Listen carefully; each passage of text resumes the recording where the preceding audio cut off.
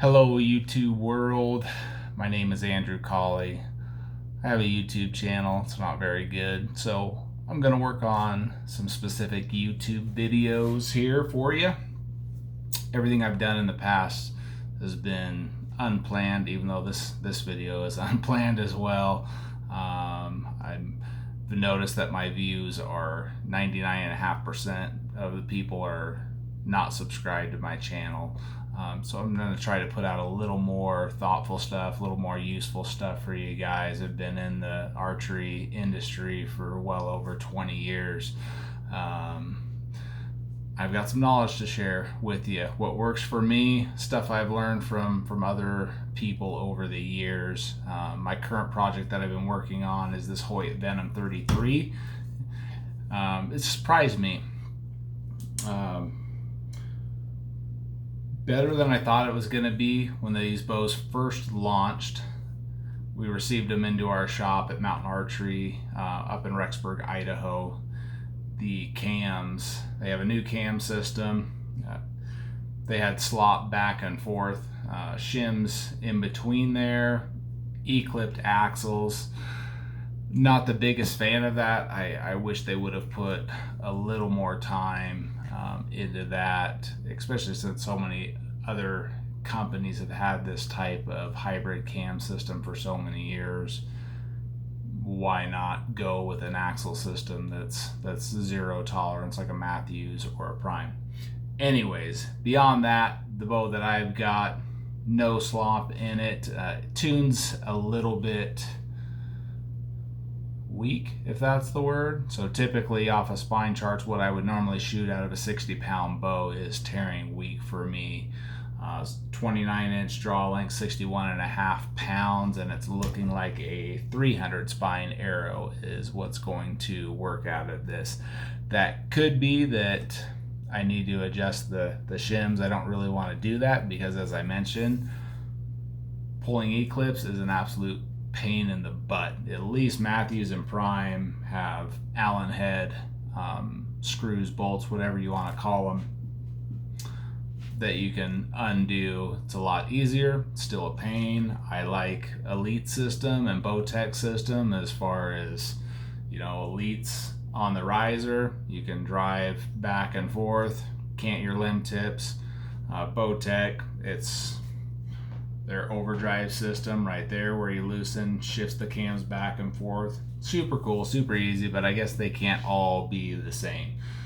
What I'm working on with this bow, as I mentioned, getting that arrow spine dialed in correctly, working on quieting this bow down as it is a little bit loud.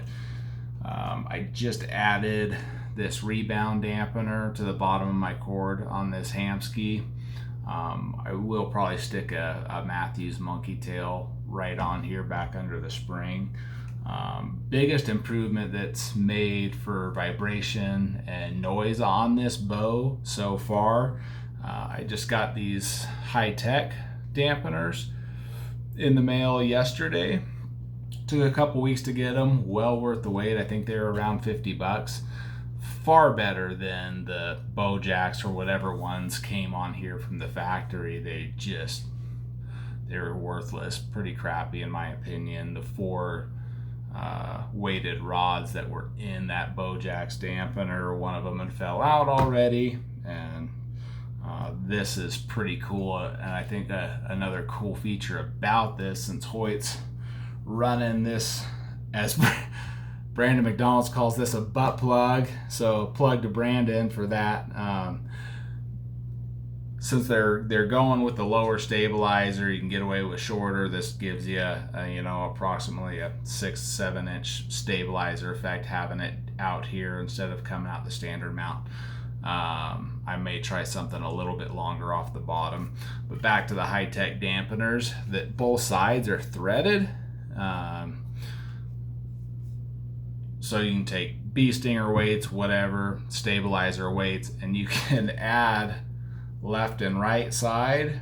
Potentially I could get away from even having this sidebar on here, as long as the bow's not rocking back and forth too much. But if I can get weight added to the opposite side of my rest, sight, and quiver, it might simplify my bow down to where I don't have as much stuff going every which way. I typically run 10 to 12, 14 inches out the front and 8 to 10 inch for a stabilizer out the back.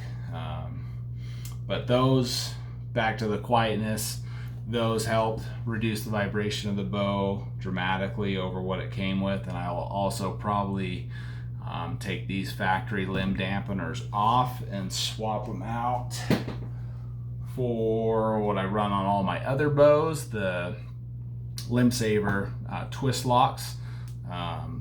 They work good on the primes, which they're a little notorious for vibration and noise as well.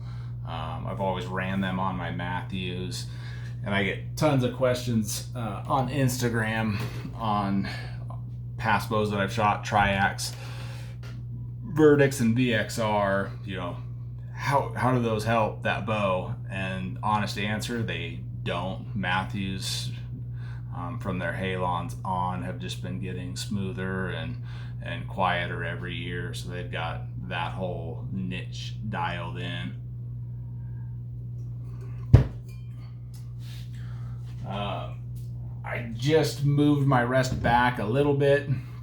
I was having a little bit of a clearance issue with Hoyt's narrow shelf with that launcher, getting really super close to it. So I moved that back. I'm going to change out, now that my strings are settled in, I'm going to change out my center serving to a braided 62, either an 18 thousandths or a 21 thousandths.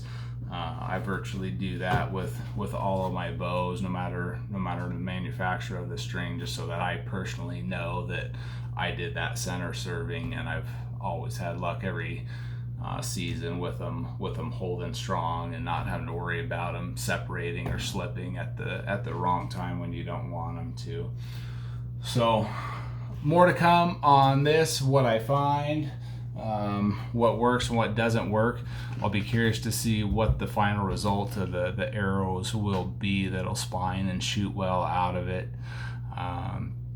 Since this is a YouTube specific video, please subscribe. Like I said, 99.5% of my views are non-subscribers.